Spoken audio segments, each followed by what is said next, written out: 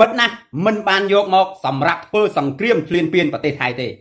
ចិនមិនបានឲ្យមកសម្រាប់ធ្វើសង្គ្រាមឈ្លានពានជាមួយប្រទេសថៃទេស្ដាប់ឲ្យច្បាស់ណាស់អាចោសៀមអាចោថៃ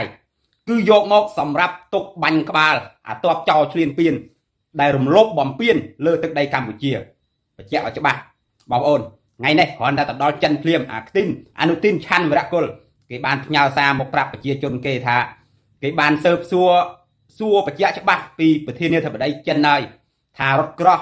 ដែលបញ្ជូនមកឲ្យកម្ពុជាប្រមាណ10គ្រឿងហ្នឹងគឺមិនមែនឲ្យមកសម្រាប់ធ្វើសង្គ្រាមជាមួយថៃទេគេបញ្ជាក់នេះសារនេះគឺចង់បញ្ជាក់ប្រាប់ប្រជាជនរបស់គេដោយឲ្យដឹងកុំឲ្យយល់ច្រឡំជាមួយនឹងប្រទេសចិនព្រោះថាកន្លងមកហ្នឹងគឺប្រជាជនចោលសៀមនេះកំពុងតែស្អប់ប្រជាជនចិនកំពុងតែខឹងនឹងប្រទេសចិនដែលផ្ដល់ក្រោះឲ្យមកកម្ពុជាហើយក៏មានពាក្យជាច្រើនដែលប្រមាថលើប្រជាជនចិនច្រើនមែនទែននាពេលកន្លងមកឥឡូវគេទៅចិនគេទៅលួងគេទៅសួរគេមិនដឹងថាបានពាក្យហ្នឹងសួរពិតហ្នឹងទេតែគេបោះសារមកឲ្យសារព័ត៌មានប្រទេសគេចុះផ្សាយថាគេបានសួរច្បាស់ប្រធានាធិបតីចិនធានាអះអាងថារថក្រោះដែលឲ្យមកកម្ពុជាហ្នឹងមិនមែនឲ្យមកសម្រាប់ធ្វើសង្គ្រាមជាមួយថៃទេណាឥឡូវសូមបញ្ជាក់ឲ្យច្បាស់វិញពិតណាស់អត់បានយកមកសម្រាប់ធ្វើសង្គ្រាមឈ្លានពានប្រទេសថៃទេគឺយកមកទុកសម្រាប់បាញ់កំទេចពួកតបចោសៀមឈ្លានពានរំលោភបំពានលើទឹកដីកម្ពុជាបើតែហ៊ានរំលោភបំពានលើទឹកដីកម្ពុជាគឺអត់ខ្លាចប្រើទេបាញ់ហើយទុកធ្វើអីណាឲ្យមកមិនមែនឲ្យមកអូសលេងទេមិនមែនឲ្យយកមកតាំងមើលទេរត់ប្រោះគេធ្វើសម្រាប់បាញ់ធ្វើសង្គ្រាមខំដឹកមកទៅអីខំអូសមកទៅអីខំជូនមកទិញអស់លុយទាំងលៀនទៅអីបើយកមកមិនបានបាញ់យកមកចោលសៀមឈ្លានពានឲ្យអត់បាញ់ហ្នឹងណាស្គាល់ទេយកមកទុកបាញ់ក្បាលអាតបចោលសៀមឈ្លានពានរំលោភបំពានលើទឹកដីកម្ពុជាបញ្ជាក់ច្បាស់ចេះចិនមិនបានឲ្យមកសម្រាប់ឈ្លានពានទឹកដីថៃទេយី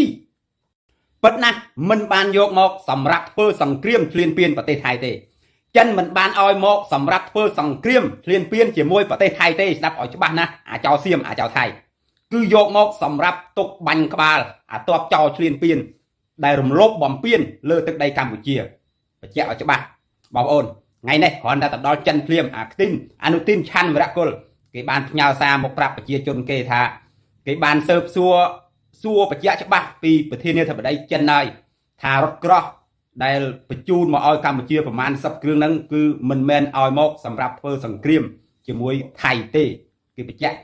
នេះសារនេះគឺចង់បញ្ជាក់ប្រាប់ប្រជាជនរបស់គេ